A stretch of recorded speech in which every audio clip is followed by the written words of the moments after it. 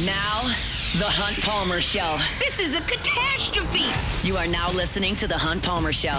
Brought to you by Renaissance Homes and Pools on 104.5 ESPN Baton Rouge. That's what I wished for when I blew out my candle. Locking down the middle of the day. Live from the Raising Cane studio. This is Hunt Palmer. The floor is yours. Hour 2, Wednesday edition of the Hunt Palmer Show. Half that work week officially in the rearview mirror. We're working towards a weekend. Thanks for hanging out with us on 104.5 ESPN Baton Rouge. My SEC Baseball Power Rankings coming your way in 30 minutes and 15 minutes. Some sound from Lane Kiffin yesterday. Right now, let's talk some LSU baseball. Koki Riley covers the beat for the Advocate. He was up in Starkville, Mississippi over the weekend, was at the box last night, joins us now on the Jim's Firearms Hotline. Koki, how are you? Doing all right. How's it going? Going well. I'm curious where you land in your learnings from Starkville. How much was, well, they got swept, so they're not going to make the NCAA tournament, and how much was, man, some of these young guys are decent? Both. Yeah. I kind of had a feeling they were going to miss it before that, so I guess the freshman is probably a bigger takeaway between the two. But I mean, this weekend kind of reasserted this. I think this team is a struggling team for different reasons than the ones that have kind of plagued them for most of the season. I think that's the best way I would sort of sum it up. They're struggling because they're too young right now. I think you see that in some of the defensive mistakes. You see that in some of the base running. You also see some of the good stuff that comes with being a young team. You know, the potential at the plate, you know, the big days from guys like Mason Braun and Omar Cerna. So at least offensively, like if they're struggling at all, whether it's stealing the ball, hitting the ball, running the bases, it's because they're too young. It's not because they're undisciplined as much. That's what it kind of feels like to me. And then the flip side with the pitching, like right now it's too many injuries and, you know, certain guys at the bullpen underperforming. It's kind of a combination of the two right now. I mean, when you don't have Case and Evans and you lose those 6 or 7 innings that are so critical that you need and that are so critical to getting through an entire weekend, it's really, really hard to win baseball games.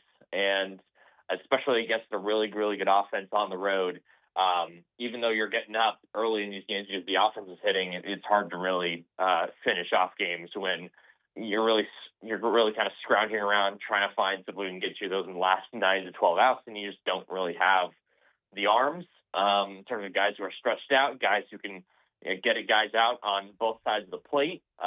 Just a lot of issues when it comes to that sort of stuff for this team right now. Let's talk about the pitching. We'll go back to the offense. If I were to ask you what member of this pitching staff has really had a nice year, like where would you turn there? Oh boy. I mean, Lackenmeyer, maybe. I mean, it's like Cowan, Sheeran, maybe Lockenmeyer, and all those guys have had their highs and lows. Like that's kind of the point of the question. It's like I could not have foreseen a pitching staff where almost nobody kind of reached the ceiling or emerged as like a dude. Like that's pretty shocking. I think Marcos Paz is on the right path. He's not there yet. He may never get there. I'm not 100% sure that he's going to get there. I'm not like as confident as I'm not as confident in him as I was, say, Cade Anderson after his freshman year. But there's something there. He's had enough good innings. He's had enough good like 1-inning stretches or 2-inning stretches, or that 2-inning stretch against A&M to where I could see it. But like, yeah, like I think that's the sort of stuff you're looking at, right? Because like Garcia and Lackenmeyer have pitched well enough to where if they wanted to come back next season, I think Jay would take them, especially with Lackenmeyer since he's only a sophomore. Yeah. I think Garcia's gone to the draft after this year. I think Sheeran's probably gone to the draft after this year. The thing with Sheeran, I think, is less about like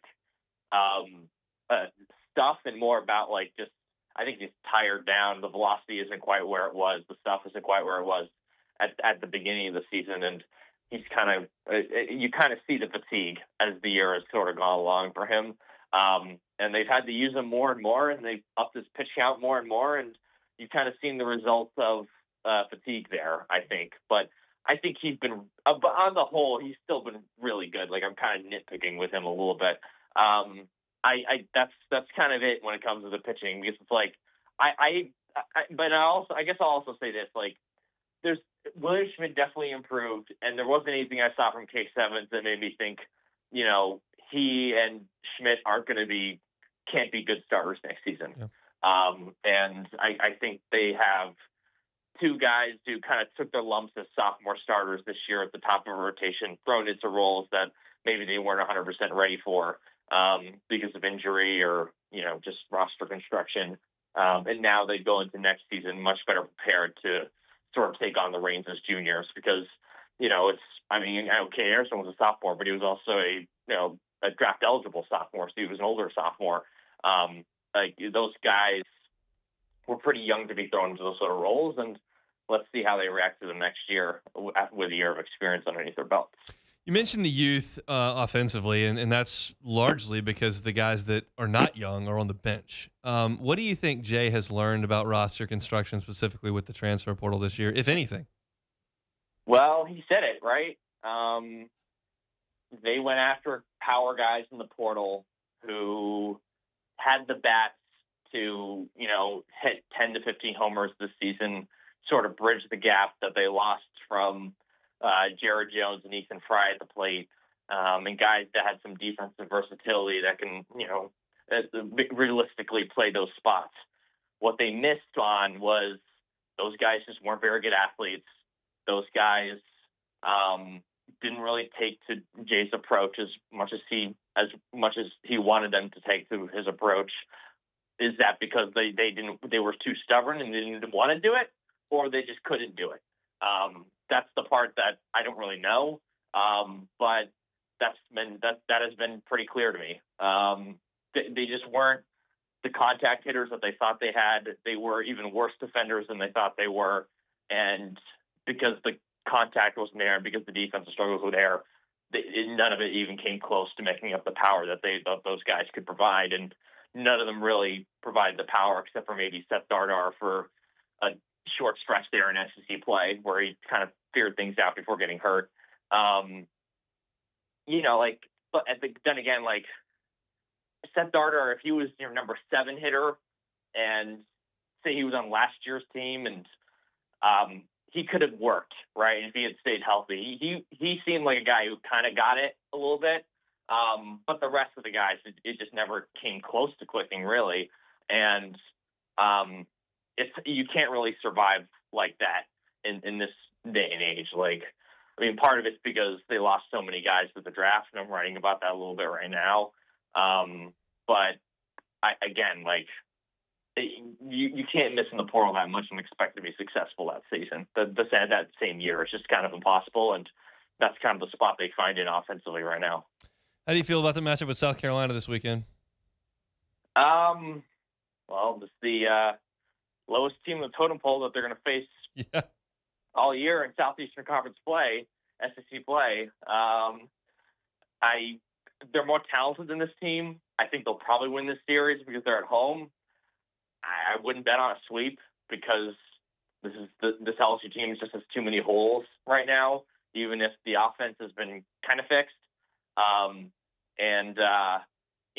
South Carolina has a better conference record than they do. So, these are two teams that are just in a really strange spot. South Carolina is literally in a transition period right now, trying to find a new head coach. They're going to have a brand new roster next season. KJ Scobie's a really good player who I think, a lot of teams are going to have a really close eye on next season, going into this offseason. LSU might be one among them, That's pure speculation. I don't have any reporting on that, sure. But it just makes sense, right? Especially on the infield. I think that's just kind of where these teams are at right now, and this is just a very strange series, especially when you put in the pulmonary factor. And I think the most drama, maybe the most drama, the most interesting thing is whether he shows up to the games or not, and I don't think he will. But you never know, right? No shot. Last one, Koki. You were in Starkville. You've made your rounds around the Southeastern Conference the last few years covering this team. How would you describe Dudy Noble to the people that are listening in comparison to the rest of the league that you've seen? Yeah, Hunt, you were there this weekend with me. I was. It's a beautiful park, and they had this crazy fireworks show at the end of the Saturday game, which we tried to get her. You probably said this in your show already, but we were trying to get her interviews as the fireworks are popping off, and like poor Eddie Emmons got like the stone cold face. And I'm not trying to make fun of him at all, but it's just the reality of the situation when you lose a tough game like that, and there's like this celebratory fireworks show going on in the background. It kind of makes for a scene in a sitcom or something. So yeah, like it's an absolutely beautiful park. The only problem is the press box, which is like no one else is going to care about that, but people like me and you. But it's still like, yeah, the concourse is beautiful. It's really, really clean. Seems like there's more space with the seating. You mentioned the outfield seating, which is wholly unique to that park. I think Arkansas and Mississippi State's parks are kind of in a league of their own, and everybody else is kind of chasing that. And in terms of environment, it's the only one that's even close to LSU's when it's at its best. So I think that if you combine like park and environment, it's hard to find a better place in the country than Mississippi State. It's definitely right up there with LSU in terms of environment. It's definitely right up there with Arkansas in terms of park. That's the best way to put it. We'll see you at the box this weekend, Koki. Thanks, man.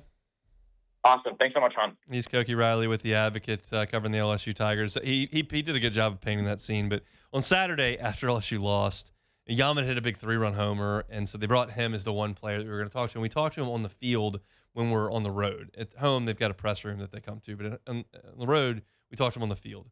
So Yaman is having to talk to us after a loss, literally as there's a fireworks show going off with like music blaring. And we looked at the Mississippi State media relations lady, and she was like, well, it'll probably be over in like 15 minutes. And I was like, we can't make these kids sit here for 15 minutes. Like, we just got to get the sound, and if it works, it works. Like, it would not have worked for the TV guys with to have the sound.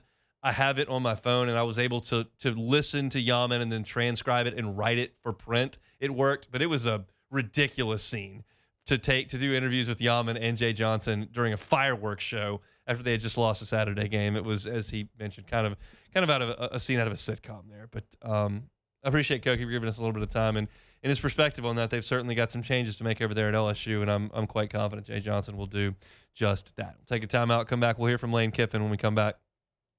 The Hunt Palmer Show. Fabry Chevrolet GMC, FabryChevrolet.com, FabryChevrolet.com. Every car that you find on the lot on Highway 61 in St. Francisville is online at FabryChevrolet.com. So if you want to start your buying process there and look at some of the great deals and see what the inventory looks like, and then read about the deals that they've got and all the features of all the vehicles, you can do that. But I highly suggest you go see them on Highway 61 in St. Francisville to experience that wonderful customer service that you get from the Fabry family. They've been at this for 35 years, 5 locations, 3 brands. Amazing, amazing stuff at Fabry Chevrolet GMC. If you're looking for a new vehicle for the summer, you can do that at Fabry Chevrolet GMC. Get in that new Chevy Tahoe, Chevy Suburban, maybe GMC Yukon or Denali. Get a new truck, Silverado or a Sierra. It's all there at Fabry Chevrolet GMC. Online at FabryChevrolet.com. Highway 61 in St. Francisville. FabryChevrolet.com.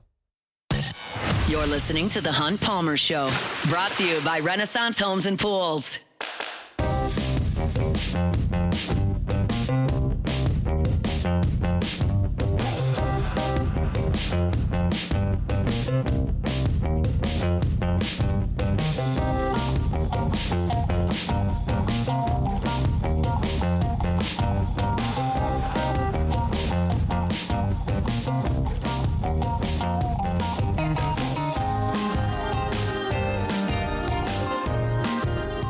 Love talking to my friends at the Highland Insurance Group. You can find them online at highlandig.com. But contact John Carbo and his team, especially if you're a business owner and you're being squeezed a little bit with your group and employee benefits. If the cost is becoming too great, or you're not getting the coverage that you're looking for, your employees are not happy with their benefits. If that's the case, you could struggle to recruit new talent in your organization. You could very much struggle to retain talent in your organization.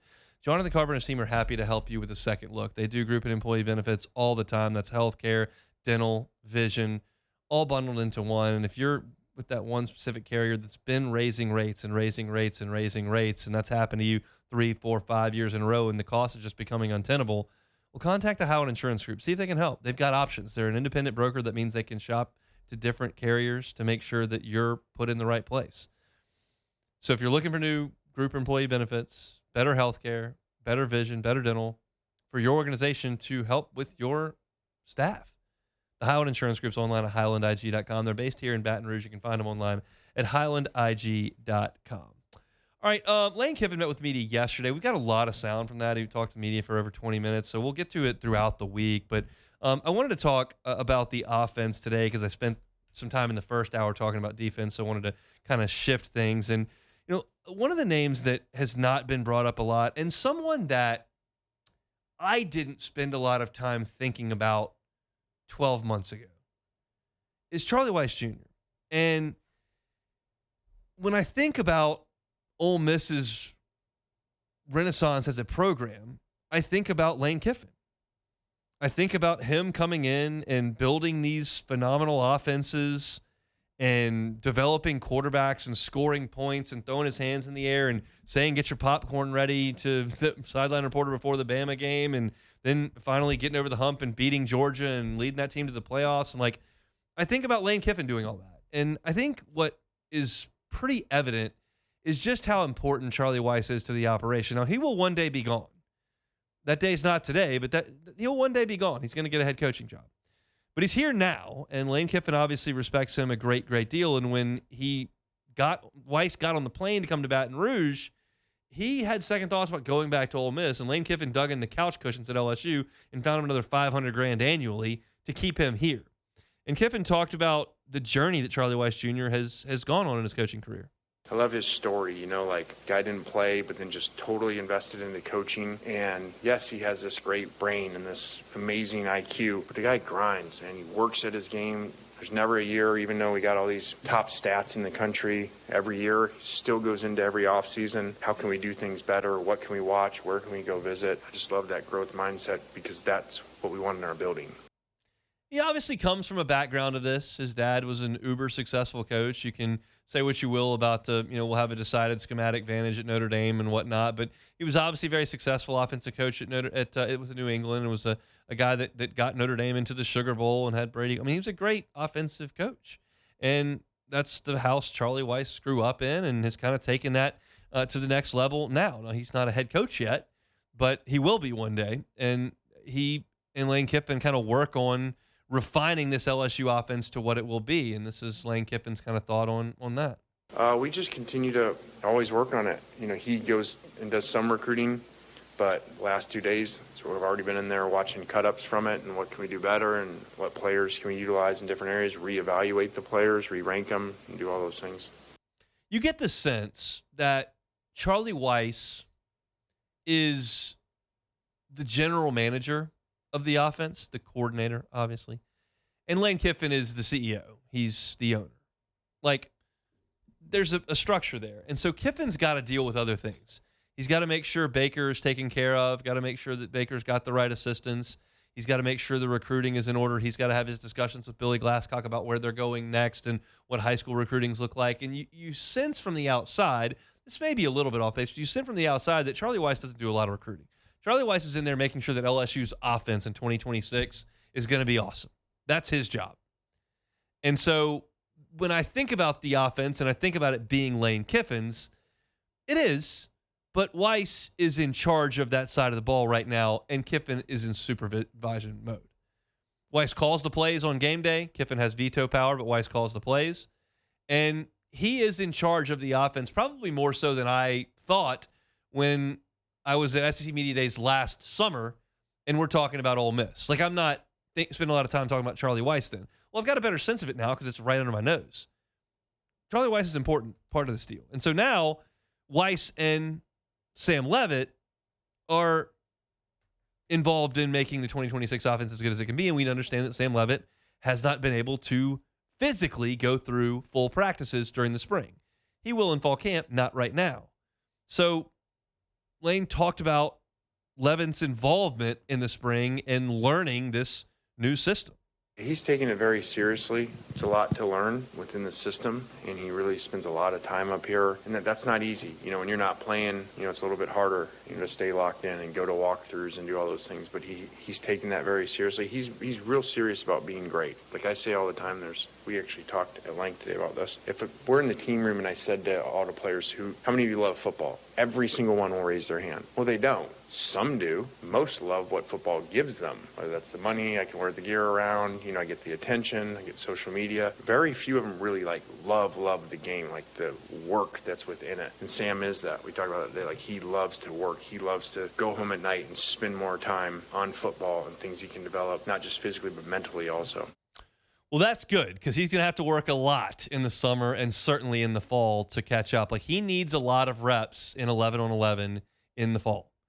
And I know that Lane Kiffin likes to manage injury risk, but Leavitt didn't do much of anything in the spring. And this is a new offense that moves very quickly and has a lot of concepts to it. So he'll have to get a lot of work in. And I'm curious, and we won't get our answer, maybe never. This may not be something we're able to see, and I don't think Lane will talk about it. But I'm curious how Lane balances keeping guys healthy in the fall and getting Sam Leavitt reps. Now, Trinidad Chamos didn't get a ton of reps last fall. He was the backup. That worked out okay. And maybe Lane draws upon that and says, well, as long as you're in tune mentally and as long as you have the ability physically, we'll make it to where you can perform.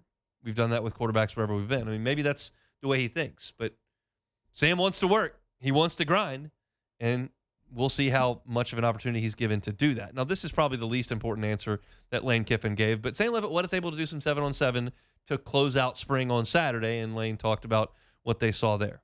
Yeah, Sam did a good job. He only played 8 plays, but threw a touchdown on his first play and a very deep ball that probably would have went for a touchdown, so that felt good. But he's doing a great job. I just met with him this morning on some things, and he's a really competitive, want to be great, want the team to be great. He's in a really good place that way, and just still working through his foot and then getting out there and being able to play with the guys more. You heard it here. Touchdown on the first play. Another deep ball that would have been a touchdown. This offense is a juggernaut.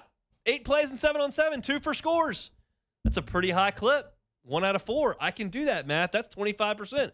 25% touchdown rate will be pretty good. I'm kidding, obviously. Just good that he was able to get out there on Saturday, throw it around a little bit, and you just hope that he can ease into it more and more. I can tell you our last look at him was around April 24th or so. No, beyond April 23rd. Whatever. That'll be our last look before August 1st, basically.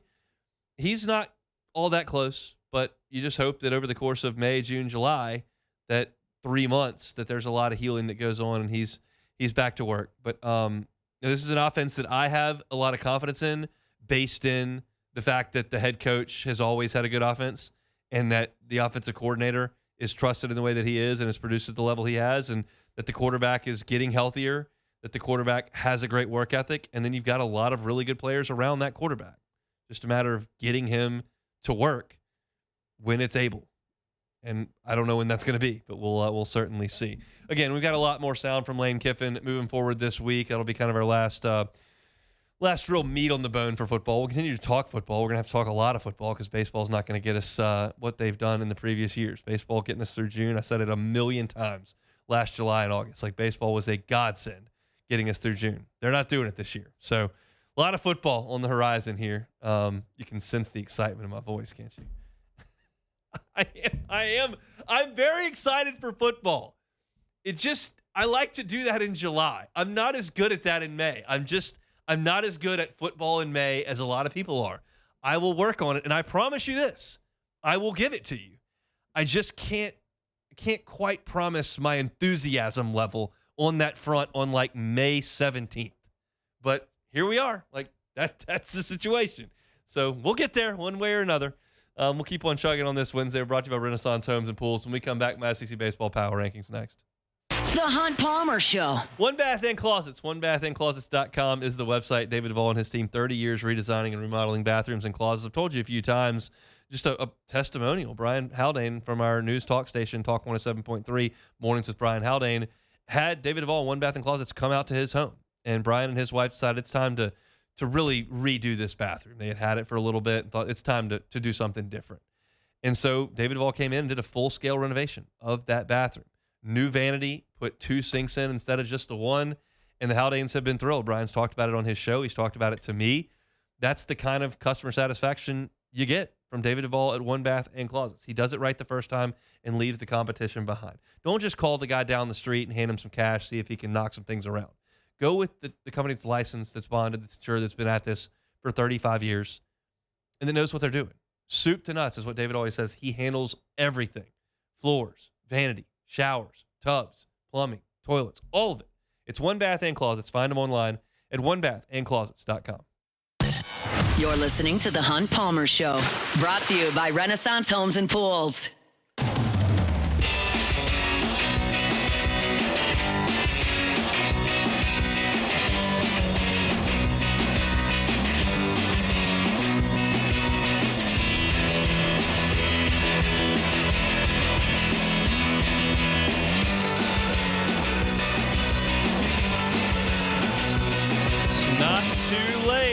It is not too late to get in the pool of your dreams this summer.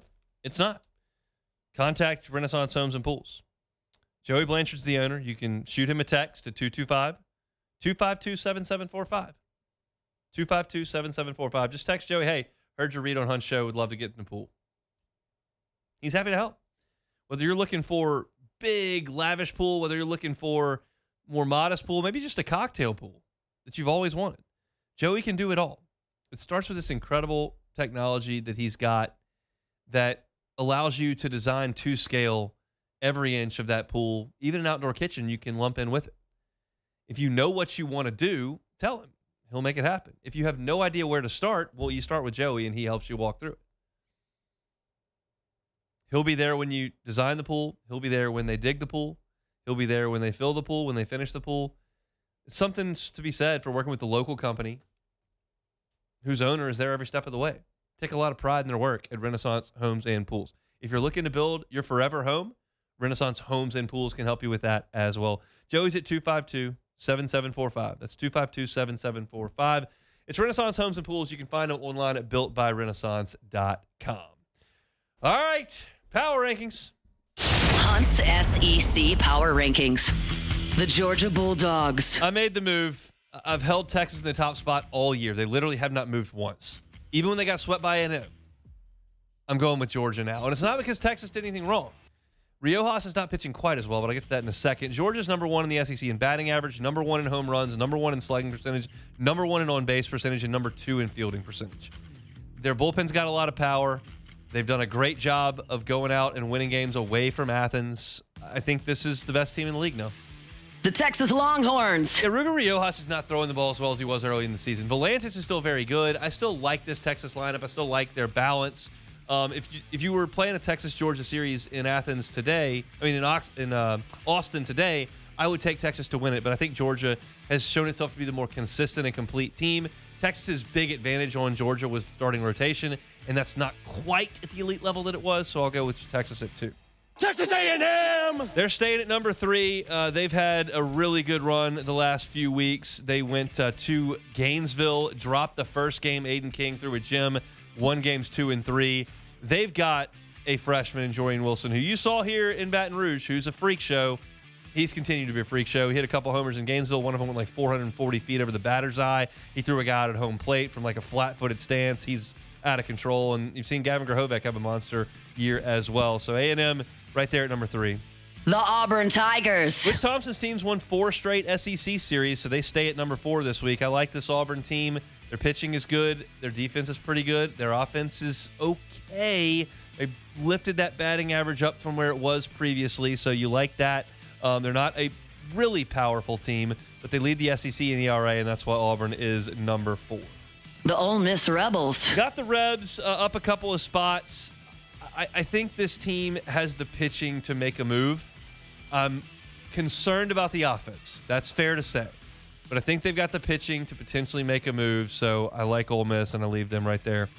The Mississippi State Bulldogs. Got a first-hand look at them for 3 days. Now they're at number 6. They lead the SEC in doubles, which I think is an important stat. And I think Jack Bauer the left-hander that you saw on Saturday, could be a real game changer for them. He was up to 102 in high school from the left side. He's toned that down, and I use air quotes, how ridiculous this sounds, but he's throwing like 98 now, and he's not walking guys, and the slider is good. He could be a game changer for them. They don't have enough juice in the starting rotation right now, and that was my positive fielding by LSU going to State. And they did a good job. They scored 3 in the first inning against State all 3 games, but the bullpen from State, led by Jack Bauer, did a pretty good job of winning games late with the offense coming with it. So State is in at number 6.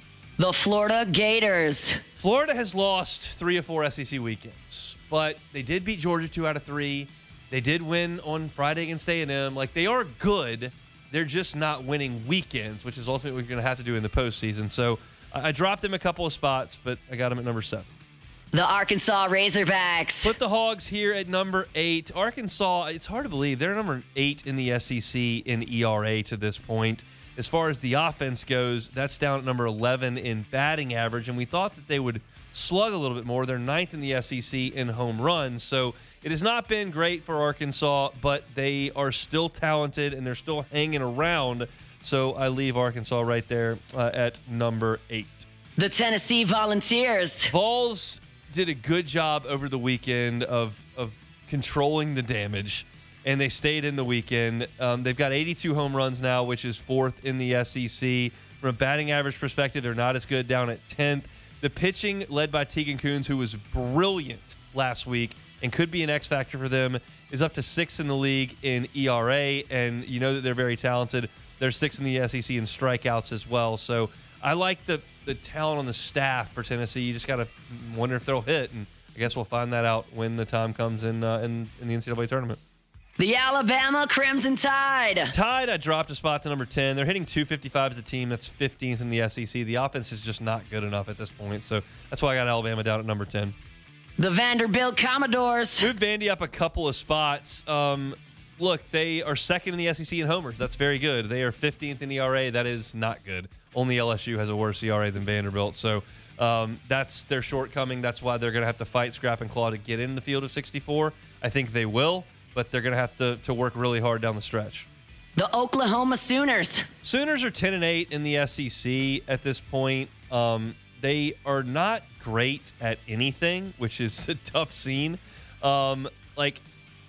I saw them here. I thought they were okay offensively. They're 4th in the league in fielding percentage, which is pretty good, but they don't hit for a lot of power. They don't hit for a high average. Their pitching staff is not as good as we thought it was early in the season. I think even though they're 10-8, they're going to have to fight, scrap, and claw to get in. I think they will at something like 14 and 16, but I think they're a 2 or 3 seed. The Kentucky Wildcats. This team is not good. This should have been a red flag for us when LSU struggled to beat this team at the box. I was thinking to myself, well, LSU's probably decent. Like, Kentucky's just annoying, but they're decent. They're not decent. They're bad. They've lost 2 out of 3 to South Carolina, lost 2 out of 3 to Vanderbilt, lost out of 3 to Missouri. They're 9 and 12 in the league. They're last in the league in homers. This team is not good, and the fact that LSU couldn't take care of them in the box was red flag number 1, honestly, for this season, and it's showing now. The LSU Tigers. Last in the league in ERA, and you don't have your most productive hitter. They're still better than Missouri. They're still better than South Carolina, but that's it. The South Carolina Gamecocks. South Carolina's won some series lately. How about them? And you look at them in terms of their pitching, and they're not the worst in the SEC. They're 9th in the SEC in ERA. They've done a decent job there. Look at strikeouts. That has not been their forte. They're 13th, but they've done a good job when keeping guys off base. They're 5th in the SEC in WHIP. It's a decent pitching staff. They're terrible on offense, and they're not good on defense, and they're not good. Hopefully LSU takes care of them this weekend. The Missouri Tigers. Missouri, oh goodness, just not a great squad. You look at some of the offensive statistics, and they are towards the bottom and everything. They are 13th in average. You look at homers, they are 15th in home runs. You look at doubles, another stat that I really like to look at. They are dead last in the SEC. You look at OPS, they are 2nd to last. Bad offense, bad staff, bad team. Going to need a new coach at the end of the year. That's Missouri at 60. I got Georgia at 1. That's new. Texas at 2. A&M at 3. Auburn at 4. Then you got the Ole Miss Rebels at 5. Mississippi State at 6. Florida at 7. Arkansas comes in at 8. Tennessee at 9. Bama at 10. Vandy at 11. Oklahoma at 12. Kentucky at 13. LSU at 14. South Carolina at 15. Missouri at 16. That is our look at the SEC power rankings. The thing I mentioned earlier, I've got Vanderbilt at 11. I've got Oklahoma at 12. And I've got Kentucky at 13, 11, 12, 13. That was LSU's early season slate. And you didn't handle your business. You got beat 2 out of 3 by Vanderbilt. You got beat 2 out of 3 by Oklahoma. And you held on for dear life and won a crazy game to win 2 out of 3 against Kentucky. You played the bottom of the league early.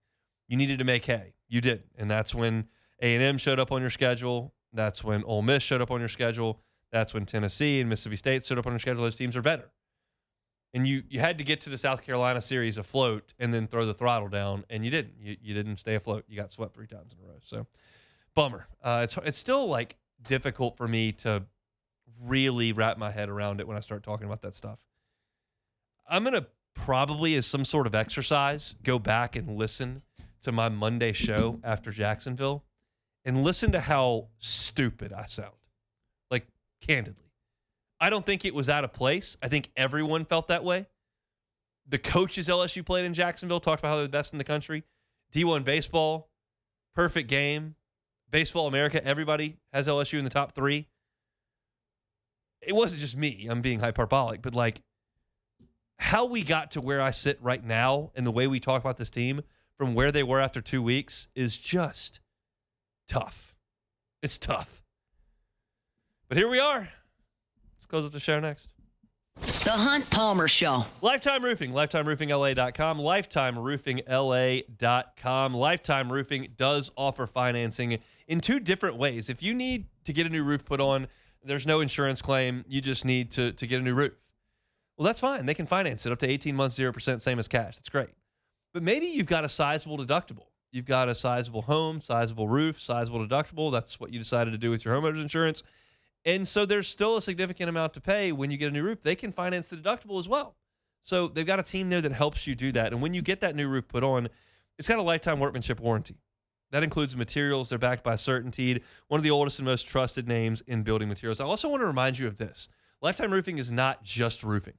Lifetime Roofing also can do professional installation of gutters, siding, and windows.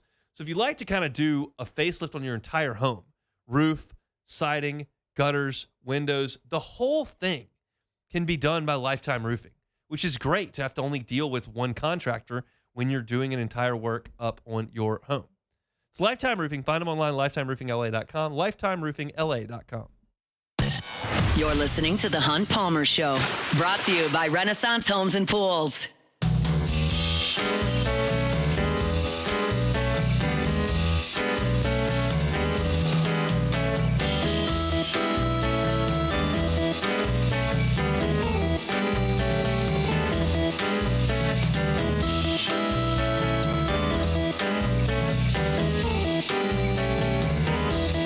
Wednesday show is brought to you by Renaissance Homes and Pools, online at builtbyrenaissance.com, builtbyrenaissance.com. I forgot to do this yesterday, Jordan. Yes. So I'm not home during the day a lot. I drop the kids off at school, and I come here, and I'm here during the day. Yeah. So that's when First Take is on. And yesterday I was meeting with someone at my house, so Alyssa took the kids to school, and I stayed home and got some work done. But I put ESPN in the background, and First Take came on. I don't know how anyone watches this show. Yeah, it's not what it used to be 10 years ago. Not even close. I was blown away. Now, keep in mind, I am fully aware of the irony here, where the man I'm talking about makes tens of millions of dollars, and I talk in the midday in Baton Rouge. Like, I'm completely aware of this irony. But I'm going to do, like, 15 seconds of what this show sounds like, and it's like this the whole time I was watching. And the fact that anyone would watch this blows my brain. This is Stephen A. Oh my goodness, you look at this blocker. This is a block. You got to go home to your dog. You got to go home to your woman. You got to go home and you got to go and get some love. I cannot believe it. And he never tones it down from that. It's like, who wants to listen to that for 2 hours? It was, I found myself, I stopped working. I looked at the television. I went, how could anyone watch this show? And again, this is a wildly successful man who's built a massive brand. He sounds like a carnival barker, like screaming at people. Gotta hit his buzzwords. Blasphemy, Blasphemous. I cannot believe anyone watches this television show. Clearly, people do. They pay a lot of money for it. I'm not there to watch it, but like, it was amazing. I think there was a time when I was sports writing, and certainly when I was in college, when I watched some of this, and I never like loved the show. It was an 11, and then like Kendrick Perkins gets on there, and he's like a 2. So it's like you balance them out, you got a pair of 6s. But like Stephen A's just screaming and using these huge words, and like it's every point. Not for me. No, I ain't gonna lie. I did like it with Skip and Stephen A. though. I did like those Tim Tebow days. Man, I would kill that. That was kind of the beginning of the end. Well, honestly. Skip built a career on, okay, what does everyone in America think? I'll go the opposite. Yeah, I'm gonna go that You way. hate the Spurs? I love the Spurs. Yeah. You hate the Cowboys? I love the Spurs. Yeah. You think LeBron's awesome? I hate He's not LeBron. that Yeah. good. You think Aaron Rodgers is good? I don't think so. Yeah. Like, it was his entire brand was like, what does everyone think? Well, I'll do the opposite of that. Literally. You don't think Tebow can play? Watch this. I think he's the best. It was his entire brand. Johnny Manziel, think he's too small? I bet he's awesome. It was just ridiculous is what it is. All right, take it or leave it. Take it or leave it. Take it or leave it. Today's hottest stories in sports, news, and sometimes even Hunt's life. The question is, will he take them or leave them? All right, so former MLB shortstop Alexi Ramirez, who just made history for Cuba as the oldest player in World Baseball Classic history at 44 years old, he has tested positive for 4 different steroids. Ramirez only played 1 game for Cuba in the World Baseball Classic, striking out in his lone plate appearance. Okay. Juice to the gills for one last ride. Take it or leave I'm it. going to take this one. I'll take if it. that's your only option, That's it. what are we looking at here? That's the only way you're going to get in there. All right. You're 21 and you're in the majors. I don't think it's a good idea. What is he, like 40? 44. Yeah. I mean, the only thing I remember about Alexi Ramirez, he played for the White Sox. He made the last play of Mark Burley's perfect game. And the voice of the White Sox, who I hate, Hulk Harrelson, because he hates the Cubs. I don't know Hulk, but he hates the Cubs, so I hate him. He just screamed, Alexi! Like, because he was trying to make the last play, and he said, yeah, got it. So Hulk Harrelson, who everybody likes, he says, he had all his catchphrases like, oh, now I can't even remember. What did he used to say? He said, oh, you can put it on the board, yes! That's kind of his deal. Well, hopefully the White Sox can. Yeah, but he hates the Cubs, so I hate him. Hey, man. Juice to the gills, baby. Yep. So Cleveland Browns quarterback Deshaun Watson has the inside track to being named the starter for the 2026 season over Shedeur Sanders and Dylan Gabriel. Yeah. Watson, who missed the past year and a half from an Achilles tear in 2024, then re-tearing the Achilles in 2025. So Injury prone. yes, that is actually that is man. We should have talked about that. So Deshaun Watson QB1 week 1. Well, QB1 in week 1. Take it or leave it. Take it. Yeah, I mean, I'll take it. whatever. To. I don't know what's going on over there. It's a The disaster no Browns. matter what. They're the Browns. I can tell you whoever goes out there and takes the first snap, they're going to go out there. There's going to be a great defense on their sideline. They'll hold their opponent to 18 and they'll lose 18-7 because that's just what the Browns have done for like 3 years. With like a missed kick or a block punt. So the NCAA Division I's men's and women's tournament are expanding to 76 teams. That means the 8 teams that would have qualified for the round of 64 will be now in the opening round. The big winners here are the power conferences that the teams that are around 500 that do poorly. Well below 500. Yeah, well below 500. You got SEC teams getting in right now at 8 and 10 all the time. Yeah, they said Auburn would be one, Oklahoma, Indiana. So is 76 teams the right move to make? Take it or leave it. Leave it. This is one of the few things. Yes. There's so few things that unite us as one in the world today. I was on Twitter yesterday, not a one person going, oh, this is great. Yeah, Everyone's nobody. like, this is stupid. Yeah. You're letting in a bunch of more bad teams that couldn't win their league games, that finished Just to 7 make and money. 11 in league games just to beef up television ratings. It's just we have done so many things in sports solely for cash that are just not great. And this is one of them. It's just nobody cares to watch Oklahoma play any more basketball games last year. No. They were not good. Or that Auburn team. No. I mean, no. And so it's just it'll probably put LSU in the tournament more often.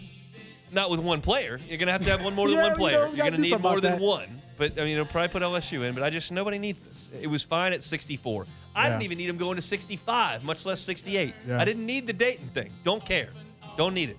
Start everybody on Thursday. Play the music on Thursday. Let's play some basketball. But we can't do that because we got to get more money.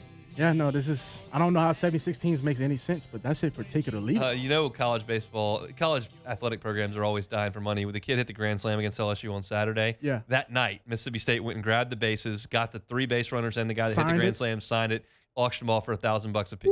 They made $3,000. Woo! Any way we can find money, Hey, we'll do it. LSU pays the bills. That's it for our Wednesday edition of the Hunt Palmer Show. If you missed any of it, catch it on demand. Hunt on LSU, Hunt on Saints, where you can find all of our stuff. Matt's going to drive you home next on After Further Review. We're back tomorrow, same time, same place for the Thursday edition. The Hunt Palmer Show. I'll tell you my friends over at Auctioner. Of course, we had an opportunity to chat with Dr. Bankhead of Auctioner earlier on today. They want to remind you that there are 3 different avenues for care, and you need to make sure that you're headed to the right place. So visit their symptom checker online at auctioner.org/findcare. If you're looking for primary care, that's your comprehensive and continuous care, rashes, skin irritations, headaches, lower back pain, or even your immunizations, high blood pressure, high cholesterol, that kind of stuff. You can do virtual visits online as well. You can schedule at auctioner.org/brprimary. Urgent care is just that. It's more urgent. You're talking about common illnesses, minor injuries, sprains, broken bones, earaches, minor burns, rashes, skin irritations. They're happy to take walk-ins. They've got extended hours, and you can find a location at auctioner.org/urgent care. Emergency care is severe. It's life-threatening. Chest pain, bleeding, severe head trauma, severe allergic reaction, all that you need to get to an ER or call 911 immediately. That's all from our friends at Auctioner.